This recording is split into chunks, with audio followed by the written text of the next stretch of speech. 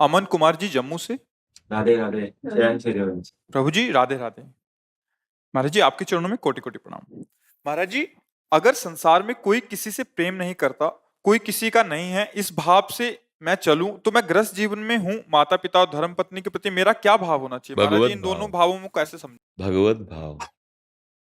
कोई किसी का नहीं है, तात्पर्य बाहरी व्यवहार से। जैसे कहा गया ब्रह्म सत्यम जगन मिथ्या, तो मिथ्या का तात्पर्य इन शरीर राग से है। देखो, तुम्हारे रोके नहीं रुकी बाल्यावस्था जवानी में बदल गई, जवानी बुढ़ापा में बदल जाएगी, या इन तीन अवस्थाओं में किसी में से मृत्यु आ जाएगी, शरीर छूटेगा। तो झूठा व्यवहार इसका है ना। हम जिससे प्यार करते हैं, कई बार हम यहाँ एकांतिक में भी कह चुके हैं, हम उसे नहीं जानते हैं। बिना जाने प्यार झूठा है कि नहीं है? बिनु जाने न होए प्रतीति, बिनु प्रतीत होए नहीं प्रीति। आप कह रहे हो हम आपसे प्यार कर रहे हैं, किसको बोल रहे हो आप? बोले वो हमारा दोस्त है। हाँ, दोस्त कौन? बोले ये। तो ये किसको बोल रहे हो? देह को। कर लो, दिखाना दे उस 30 देह से। अगर दोस्त के अंदर का वास्तविक दोस्त गायब हो जाए तो उस दोस्त के शरीर को क्या करोगे तुम? नष्ट कर दोगे। तो झूठा हुआ ना प्रेम। अच्छा, जो अंदर था उसे को तो तुमने जाना ही नहीं, फिर क्या भाई?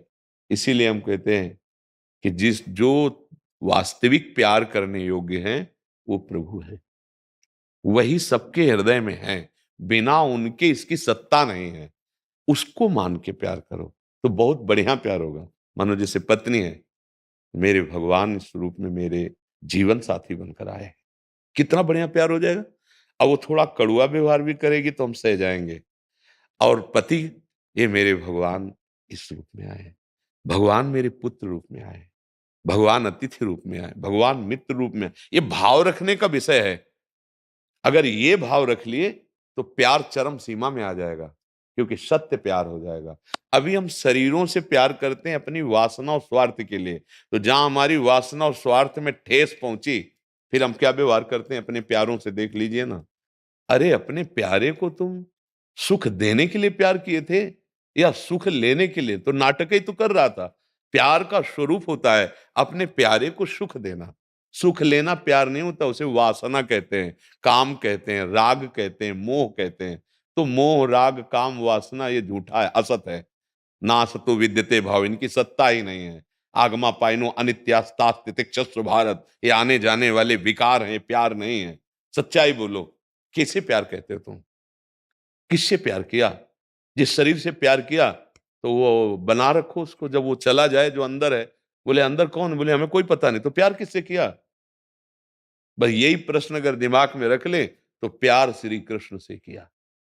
उन्हीं को राम कहते हैं, उन्हीं को कृष्ण कहते हैं, उन्हीं को हरि कहते हैं, उन्हीं को माँ कहते हैं, उन्हीं को पिता कहते हैं। चाहे जो भाव रख लो, वो एक ही तत्व है। तुम्हें वो माता च पिता तुम्हें हो, तुम्हें वो बंधुश्च सखा तुम्हें हो, तुम्हें विद्या द्रविणं तुम्हें हो, तुम्हें सर्वम मम देव देव। तो सर्वम वही विराजमान है भैया। और इतना प्यार होता है, फिर आप आए हो, मेरे प्रभु आए अंदर से।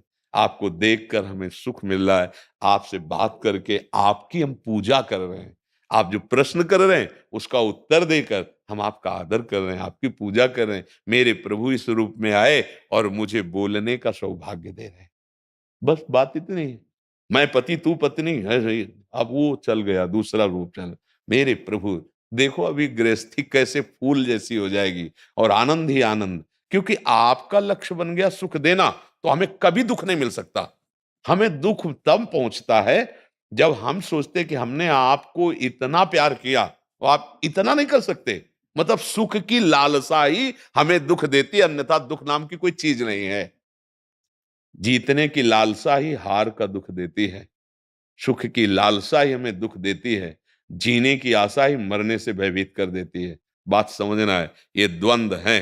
द्वंद्व से जो मुक्त हो गया वही मानव जीवन का लाभ प्राप्त किया, अन्यथा नहीं। समझ पा रहे आप?